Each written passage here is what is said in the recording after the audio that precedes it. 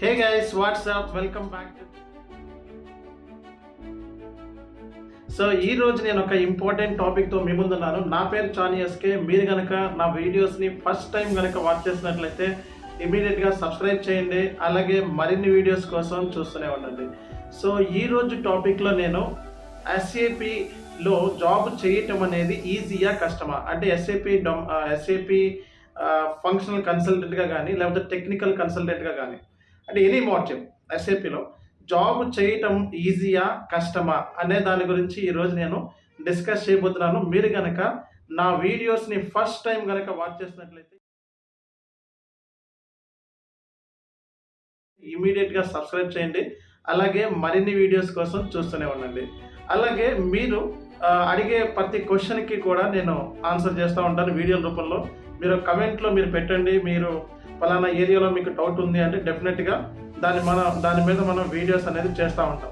కాబట్టి కమెంట్ బాక్స్లో మీ ఫీడ్బ్యాక్స్ కానీ లేకపోతే మీకున్న క్వశ్చనరీస్ కానీ ఏమైనా ఉంటే అవి అక్కడ మీరు పోస్ట్ చేయొచ్చు అనమాట. క్వశ్చన్ ఏంటంటే ఇక్కడ ఒక సబ్స్క్రైబర్ మన వీడియోస్ని చూస్తూ ఒక క్వశ్చన్ అడిగారు. సార్, SAPలో కష్టమా ఈజీయా జాబ్స్, అంటే SAPలో జాబ్ చేయటం, అంటే SAPలో జాబ్ చేయడం SAP కంపెనీలో కాదు, SAP ప్రొఫైల్తో జాబ్ చేయటం అనేది ఈజీయా కష్టమా అనే దాని గురించి ఒక సబ్స్క్రైబర్ క్వశ్చన్ చేశారు. దీనికి సంబంధించి ఒక వీడియో తయారు చేస్తే బాగుంటుంది అన్న ఉద్దేశంతో ఈ వీడియోని తయారు చేస్తున్నాను. చూడండి గైస్, SAPలో జాబ్ చేయటం ఈజీయా కష్టమా అనేది డిపెండ్స్ అపాన్ ది పర్సన్ మీద డిపెండ్ అయి ఉంటుంది. అంతేగాని 100% కోర్సు కష్టం అని చెప్పను, 100% వెరీ సింపుల్ అని మాత్రం అస్సలు చెప్పను. రీజన్ ఏంటంటే SAP జాబ్ గురించి ఓన్లీ ఎవరైతే జాబ్లో చేస్తారో వాళ్ళు మాత్రమే దీనికి ఆన్సర్ చేయగలుగుతారు. ఎందుకంటే రియల్ టైం కన్సల్టెంట్స్ జాబ్లో వర్క్ చేస్తారు కాబట్టి ఆ జాబ్ వాల్యూ, దానికి సంబంధించిన కంటెంట్, రియల్ టైంలో ఇష్యూస్ని ఎలా రిసాల్వ్ చేస్తారు, అండ్ ఒక ఇష్యూ వచ్చినప్పుడు మన ప్లాన్ ఆఫ్ యాక్షన్ ఎలా ఉంటుంది, అండ్ మన ఈమెయిల్ రైటింగ్ ఎలా రాయాలి, ఇవన్నీ కూడా ఒక జాబ్లో పనిచేసే పర్సన్కి మాత్రమే తెలుస్తుంది. కాబట్టి ఈ క్వశ్చన్ మీరు ఓన్లీ ఒక రియల్ టైం కన్సల్టెంట్స్ని మాత్రమే అడగండి. నేను రియల్ టైం కన్సల్టెంట్ అని మీ అందరికీ తెలుసు. అట్ ది సేమ్ టైం మన వీడియోని వాచ్ చేస్తున్న ప్రేక్షకులకి, అలాగే నా దగ్గర ఉన్న యూట్యూబ్లో ఆఫ్లైన్ సబ్స్క్రైబర్స్కి, ఆన్లైన్ సబ్స్క్రైబర్ అందరికీ తెలుసు. కాబట్టి ఈ వీడియో మీద ఒక వే తయారు చేస్తున్నాను. SAPలో జాబ్ చేయటం అనేది అంత ఈజీ అయితే కాదండి. ఓకే, ఈజీ అయితే కాదు, and at the same time 100% కష్టమైతే కాదు. కాబట్టి యావరేజ్ అని చెప్పొచ్చు అనమాట. సింపుల్గా చెప్పాలంటే వెరీ ఈజీ కాదు, కష్టము కాదు, యావరేజ్ మోడ్లో ఉంటుంది జాబ్ అనేది. కానీ ఎక్స్పీరియన్స్ లేకుండా ఎక్స్పీరియన్స్తో ఎవరైతే ఇనీషియల్ స్టేజ్లో వర్క్ చేస్తూ ఉంటారో, అంటే 3-4 years ఎక్స్పీరియన్స్ పెట్టుకొని ఎవరైతే వెళ్ళి జాబ్లోకి వెళ్ళి వర్క్ చేస్తూ ఉంటారో డెఫినెట్గా ఒక 3 months వరకు చుక్కలు మాత్రం కనపడతాయి. అందులో ఎటువంటి డౌట్ లేదు. ఎందుకంటే వాళ్ళకి టికెటింగ్ టూల్స్ ఎప్పుడు చూసుండరు, అండ్ ఇంటర్ఫేసెస్ గురించి ఎప్పుడు చూసుండరు, అండ్ రియల్ టైం టికెట్ వస్తే జనరల్గా బిజినెస్ ప్రాసెస్ ఏంటో తెలిసి ఉండదు.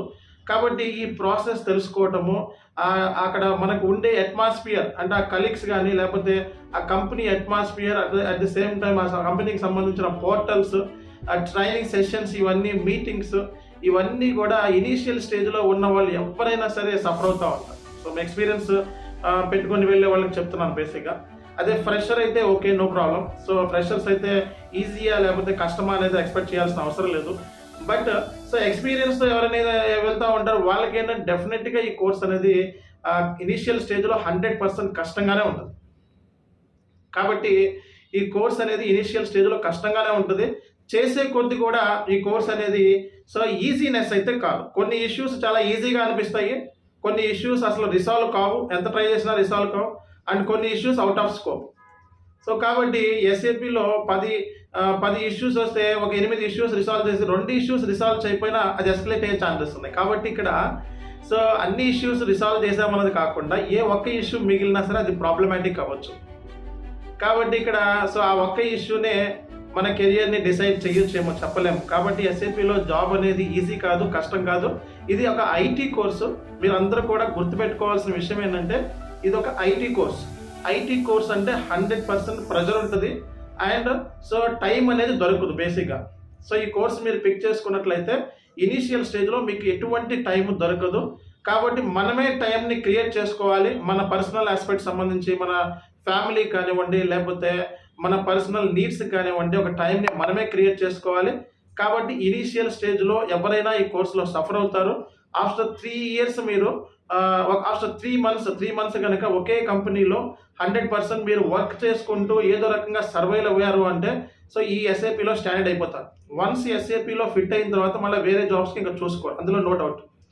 ఎస్ఏపిలో మనం చూసినట్లయితే 100కి 60 నుంచి 70% మాత్రమే సక్సెస్ అవుతారు, ఒక 30% మాత్రం ఫెయిల్ అవుతారు. దానికి రీజన్స్ వాళ్ళ కమ్యూనికేషన్ స్కిల్స్ అవ్వచ్చు, లేకపోతే వాళ్ళు అనలైజ్ చేసే స్కిల్స్ అవ్వచ్చు, లేకపోతే ఐటీఏ కంప్లీట్గా వాళ్ళకి చూసి ఉండకపోవచ్చు ఎప్పుడు కూడా. అట్ ది సేమ్ టైం ఏంటంటే మన అట్మాస్ఫియర్ అంటే ఆ కార్పొరేట్ అట్మాస్ఫియర్ అని కొత్త కావచ్చు, అక్కడ ఉండే పాలిటిక్స్ కావచ్చు, లేకపోతే సో ప్రాజెక్ట్ అనేది హై లెవెల్లో ఉండొచ్చు, దానికి మన స్కిల్ సెట్ అనేది సరిపోవచ్చు. కాబట్టి సో మెజారిటీ ఆఫ్ కేసులో సో ఎస్ఏపి జాబ్ అనేది అంత ఈజీ కాదు, అట్ ది సేమ్ టైం కంప్లీట్గా కష్టమైతే కాదు, యావరేజ్ అని మాత్రం నేను చెప్పగలుగుతాను with my based on experience. So నా ఎక్స్పీరియన్స్ని బట్టి so at the same time so ఎంతోమంది ఉన్న కలీగ్స్ కానీ లేకపోతే ఇతర పర్సన్స్ వాళ్ళ అభిప్రాయాలు తీసుకొని మీకు ఇది చెప్పడం జరుగుతుంది. కాబట్టి at the same time so మన ఈజీగా కష్టమా అనేది మనం చూసుకున్నట్లయితే ఇంకో ఫ్యాక్టర్స్ మీద కూడా డిపెండ్ అయి ఉంది. అది ఏంటి అంటే మీరు తీసుకునే ట్రైనింగ్ని బట్టి. సో ట్రైనింగ్ అనేది రియల్ టైం ట్రైనర్ దగ్గర మాత్రమే ఈ కోర్సుని తీసుకోవాల్సి ఉంటుందండి. సో రియల్ టైం ట్రైనర్ అంటే సో కంపెనీలో పనిచేసిన ట్రైనర్ లేదా కంపెనీలో పనిచేస్తున్న ట్రైనర్స్ని రియల్ టైం ట్రైనర్స్ అంటారు. ఎందుకంటే వాళ్ళకి టికెట్స్ని రోజు వచ్చే టికెట్స్ ఏంటి, ఆ టికెట్స్ ఎలా ఉంటాయి, సో దాన్ని ఎలా ఫేస్ చేయాలి, వాళ్ళ ఎక్స్పీరియన్సెస్, సో వాళ్ళకి సంబంధించిన అనుభవాలను మీతో షేర్ చేసుకోవడం మూలంగా ఆ ట్రైనింగ్ అనేది విజయవంతంగా కంప్లీట్ అయ్యి సో ఫ్యూచర్లో మనకి కూడా ఇలాంటి ఇష్యూస్, ఇలాంటి సిచ్యువేషన్స్ క్రియేట్ అవుతాయి అని చెప్పి ముందుగానే సో స్టూడెంట్ అనేవాడు అవగాహన చేసుకోగలుగుతారు. కాబట్టి సో తెలియక చాలామంది చెప్పడం మంచి పద్ధతి కాదు, అయినా సరే చెప్తున్నాను, ఫేక్ ఇన్స్టిట్యూషన్లో జాయిన్ అయ్యి వాళ్ళ టైంని వేస్ట్ చేసుకుంటున్నారు. సో ఫేక్ ట్రైనర్స్ దగ్గర జాయిన్ అయ్యి వాళ్ళ దగ్గర టైం వేస్ట్ చేసుకుంటున్నారు. సో ఫేక్ ట్రైనర్స్ అంటే రియల్ టైం ఎక్స్పీరియన్స్ ఎవరైతే ఉండదో, అంటే ఎస్ఏపిలో ఒక్క జాబ్ కూడా చేయని వాళ్ళని ఫేక్ ట్రైనర్స్ అంటారు. సో అలాంటి పర్సన్స్ దగ్గర మీరు నేర్చుకున్నట్లయితే మీకు ఎటువంటి ఉపయోగం ఉండదు అండ్ మీరు ఎటు సక్సెస్ అవ్వటం పక్కన పెట్టండి.